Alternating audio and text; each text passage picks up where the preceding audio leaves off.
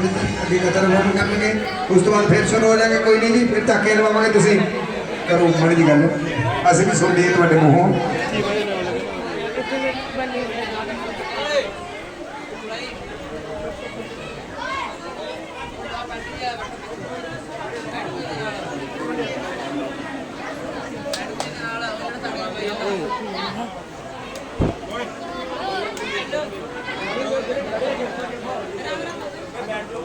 हाँ जी, जिन्नी संगत खड़ी आ देखो मंदिर के विच साडी हत्थ बन के बेनती आ भी अपने अपने स्थान पर बैठने की कृपा करो। फिर साडे पंडित जी उस तो बाद कथा नूं आरंभ करनगे। ठीक है जी, सारी संगत नूं बेनती है भी बैठो अपने अपने स्थान पर। साडे पंडित जी हाँ जी भगवत हाँ जी झाकियां भी दिखावांगे, कथा आरंभ करनगे। चलो जी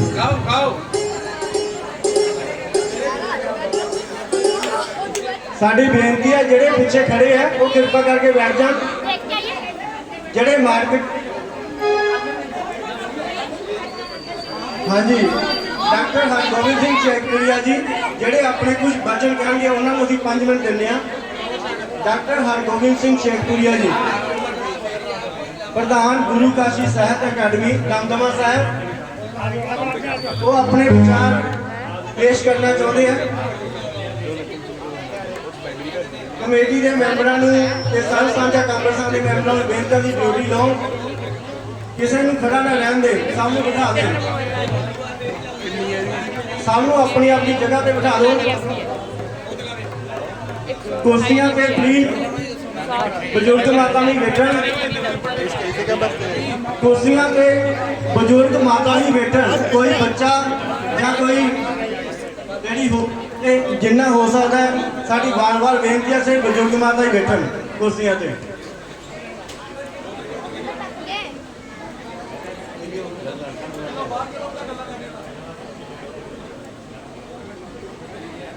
दूसरा बोलो श्री कृष्ण भगवान की।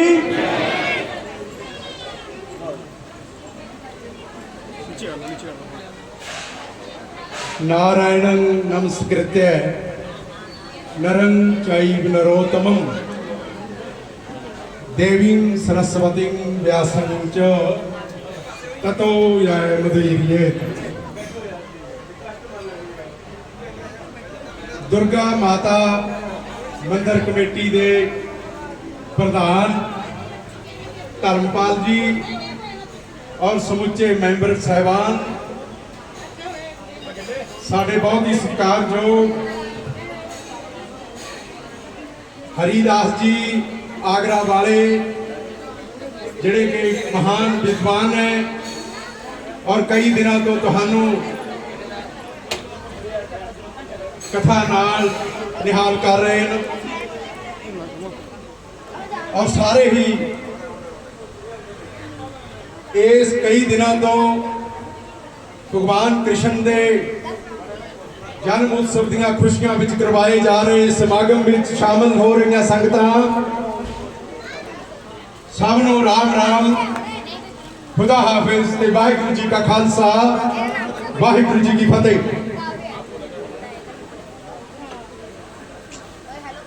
यदा यदा हि धर्मस्य ग्लानिर्भवति भारत अभ्युत्थानमधर्मस्य तदात्मानं सृजाम्यहम्। भगवान कृष्ण ने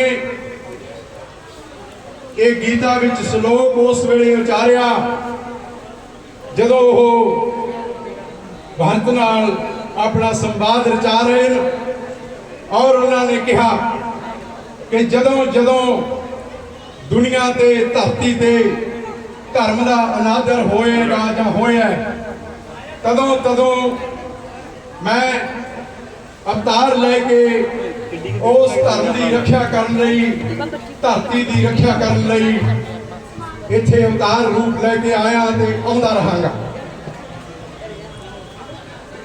मैं गल्लां बहुत करनियां ने पर मैं थोड़े समय च संक्षेप करांगा कि पंडित जी की कहते हैं कि विद्या ददाति विनयं विन्याद याति पात्रताम पात्रता दाम धन्य मापनोति धन्नाद धर्म ततः सुखम। आज जिन्ने वीर बैठे हो, जिन्नियां भैणां बैठियो, विद्या ददाती विनय, अपने बच्चों को विद्या दवाओ, उच्च विद्या, ते उस नाल फिर निमरता आउंदी है। विनय विन्याद जाति पात्रता दाम, और निमरता आ गई तो पात्रता मैंने तुहाडा करैक्टर बन गया, तुहाडा आचरण बन गया, तुसी काबल हो गए, तुसी काबल हो गए, कुछ अहदे ते पहुंचण लई समर्थ हो गए। विद्या ददाती विनय विन्याद जाति पात्रता दाम धन्य मापनोति। जो थोड़े चो आचरण करैक्टर आ गया, डिग्री हो गई, जिमें पंडित जी MA इंग्लिश है और होर बड़े विद्वान हैं, तो मैं भी बहुत छोटी उम्र च तमाम संस्कृत के ग्रंथों तो बिना श्री गुरु ग्रंथ साहब का अध्ययन किया, 10वें ग्रंथ का किया, गीता पढ़ी, रामायण पढ़ी, महाभारत पढ़िया, जैमिनी श्वेत विचार सागर पढ़िया, सार किताबली पढ़ी, हनुमान नाटक के 40 वर्गे ग्रंथों का अध्ययन किया। इसलिए तुसी अपने बच्चों को विद्या का दान दवाओ, उन्होंने पात्रता आएगी, पात्रता के नाल उन्हों का करैक्टर बनेगा, उन्होंने कोई रोजगार मिलेगा, तो फिर वो थोड़े घरे धन आएगा। और धनहार धर्म है तथा सुख। जो किसी को धन होया ही ना, वो मंदिर च की मत्था टेकू बेचारा, वो किसी गुरुद्वारे च की टेकू, किसी मस्जिद मसीत च की जाके करूँगा, तो फिर धन के नाल धर्म होंदा है। ते तुसी सारे धर्मी लोग बैठे हो, तुसी धर्म कीता है, तंद फुल भेटा की होनी है, छेकड़े इत्थे महाराज नूं, इस भगवान नूं इत्थे मत्था टेकिया होना। ते फिर की होगा कि तुसी धर्म करोगे तो फिर तुहानूं सुख मिलेगा। धनहार धर्म है तथा सुखम, तुहानूं फिर सुख मिलेगा, तो वो सुख तुहाडे बच्चों को भी मिलेगा। मैं लंबा ना जावां, तो फिर एक ही हुंदा है कि विद्या ददाती विनय वाला श्लोक मैं तुहानूं दसदा, बहुत शॉर्ट जा रहा क्योंकि मेरे को समा सीमित है। ते वक्ता 10 सहस्रेषु दाता भक्ति भानवा शतेषु जायते शूरा, शतेषु जायते शूरा, दाता भक्ति भानवा तक श्लोक है। उसका मतलब की है कि शतेषु जायते शूरा सहस्रेषु च पंडिता, वक्ता 10 सहस्रेषु दाता भक्ति भानवा। सहस्रेषु च पंडिता, कोई एक हजारां चो वक्ता बुलारा हो सकता है, ते 10,000 चो कोई एक पंडित विद्वान हो सकता है, पंडित हरिदास वर्गा, और कोई लखां दे विचों जदों पंडित विद्वान हो सकता है। पंडित ब्राह्मण नूं नहीं कहते, पंडित इत्थे विद्वान का मतलब है, पंडित विद्वान वो हो सकता है। और वक्ता 10 सहस्रेषु, 10,000 चो कोई एक बोलने वाला हो सकता है, और उन्हां चो दाता कोई होवे या ना होवे, ਉਹਦਾ ਲੱਖਾਂ ਕਰੋੜਾਂ ਚੋਂ ਇੱਕ ਹੁੰਦਾ ਹੈ ਜਿਹੜੇ ਦਾਨ ਕਰਦੇ ਨੇ। ਤੇ ਇਹ ਕਮੇਟੀ ਵਾਲਿਆਂ ਨੂੰ ਬੇਨਤੀ ਹੈ ਕਿ ਜਿਨ੍ਹਾਂ ਨੇ ਵੀ ਦਾਨ ਕੀਤਾ ਉਹਨਾਂ ਦਾ ਪੁੰਨ ਫਲ ਭਲੀ ਫੂਟ ਹੋਵੇ।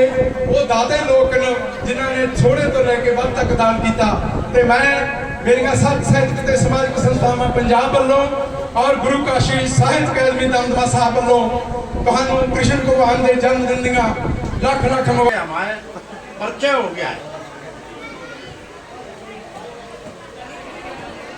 देखो इन महापुरुषों के लिए ये चिलमिल कौन कर रहा है?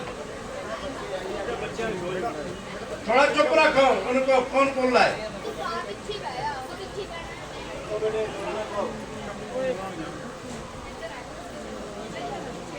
हम एक मुसाफिर हैं जी।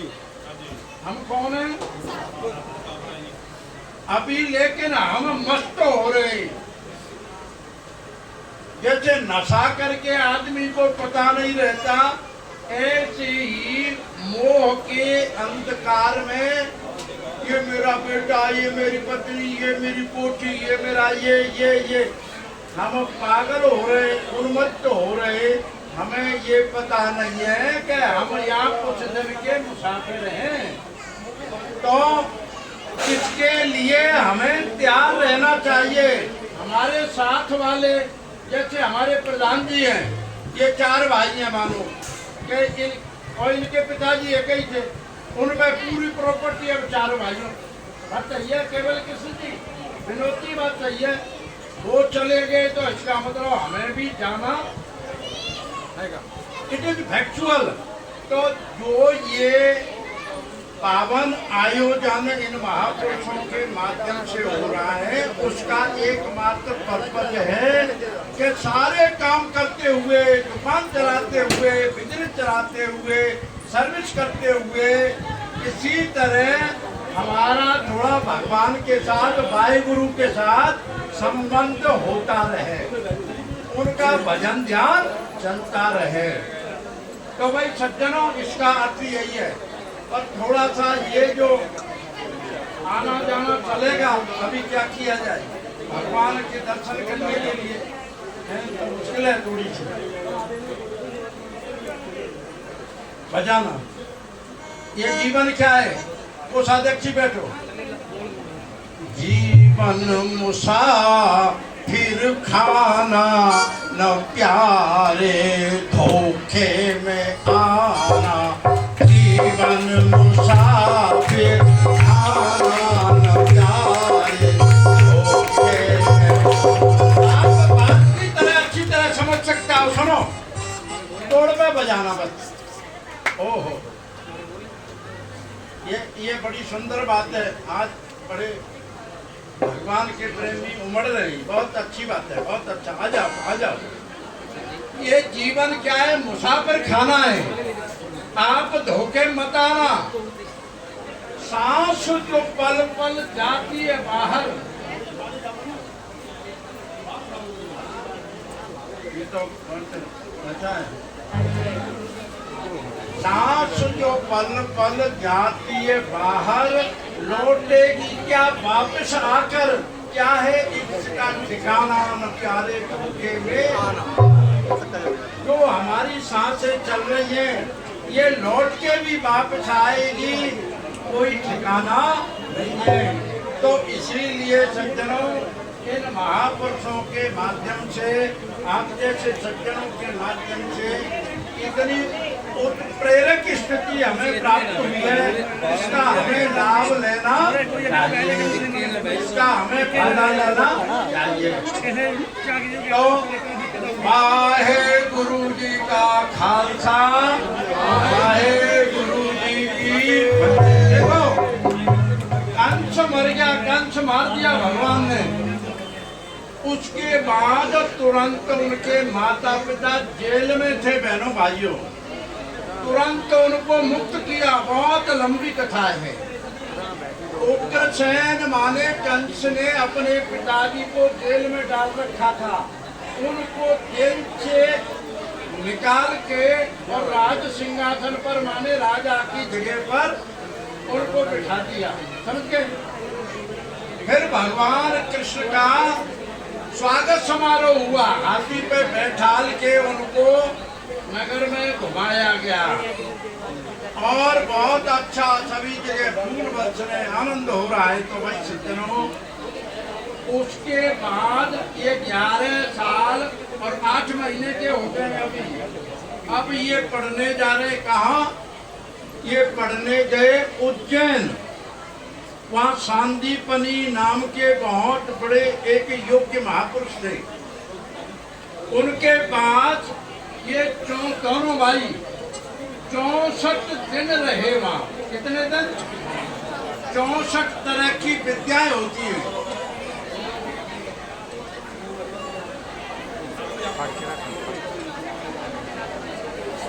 झगड़ा कर रहे, वो पीछे काय को झगड़ा कर रहा है? हाँ?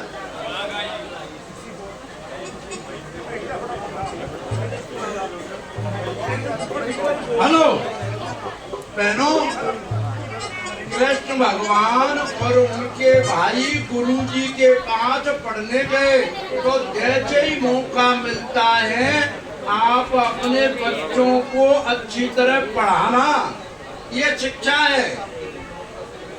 वहाँ 64 तरह की विद्या होती है, नाचने की, गाने की, भोजन बनाने की, माने जितनी विद्या है वो सारी विद्याएं उन्होंने एक दिन में एक विद्या सीख ली। 64 विद्याएं, 64 विद्याओं में निदान हो गया। जब सुदामा जी यहीं पढ़ रहे थे साथ में इनके गुरुकुल में उज्जैन, सुदामा काके आगे आएगा उनकी बात। तो अभी उन्होंने कहा गुरुदेव आपने हमें विद्या सिखाई है, आप कुछ हमसे गुरुदक्षिणा लो। बोल बेटा मेरी तो सभी आशाएं आप जैसे शिष्यों को प्राप्त करके पूर्ण हो गई हैं, मुझे कोई आशा, मुझे आनंद ही आनंद है। फिर भी तुम्हारी गुरु माता को पूछ लो। तो वो गुरु माता के पास गए तो उन्होंने कहा बेटा हम प्रवास क्षेत्र, जहाँ सोमनाथ मंदिर है ना, यहाँ यादव आपस में लड़के मर गए थे, वो प्रभास क्षेत्र है, वहाँ तीर्थ है। तो ये दोनों पति पत्नी अपने लड़के के साथ वहाँ स्नान करने गए थे पर्व पर समुद्र में। तो समुद्र में उनका लड़का बह गया था, डूब गया था, समझ गए? बैठना बेटा, बैठना, थोड़ा सा बैठो।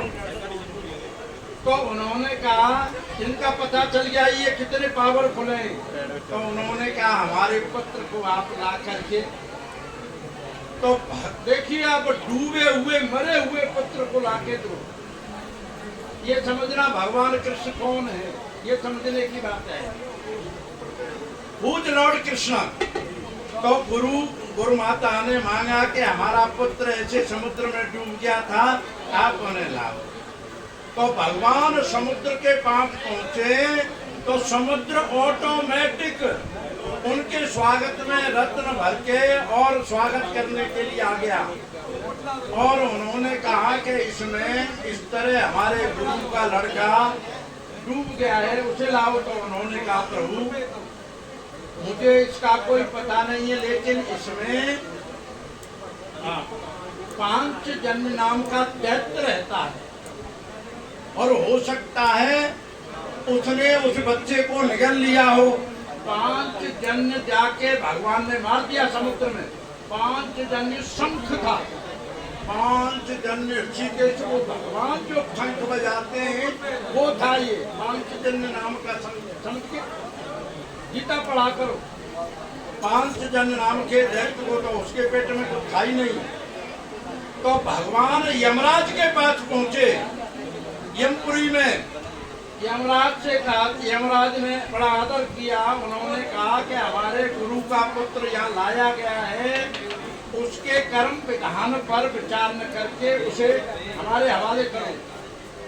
तो उनको दिया और पुत्र उनको गुरु को लौटाया। ये भगवान गोविंद की के समुद्र को भी यमराज को भी मत दिया और वहां से पुत्र को, ये उनकी महिमा का वर्णन हो रहा है, भगवान कृष्ण की महिमा का। उनको दिया, यहाँ ब्रज में आगे बड़ा स्वागत हुआ।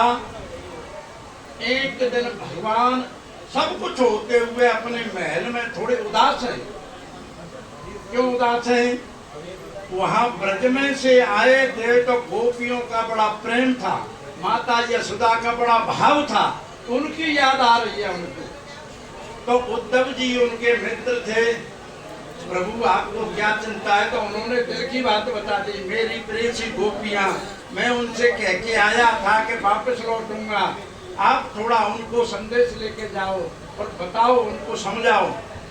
तो वहां पर उद्धव जी ब्रज में जाते हैं। देखिए परंपरा, हमारी आपकी किसी से मित्रता हो जाती है तो आदमी आशा करता है अपने मित्र को कि आएंगे आएंगे आएंगे आएंगे।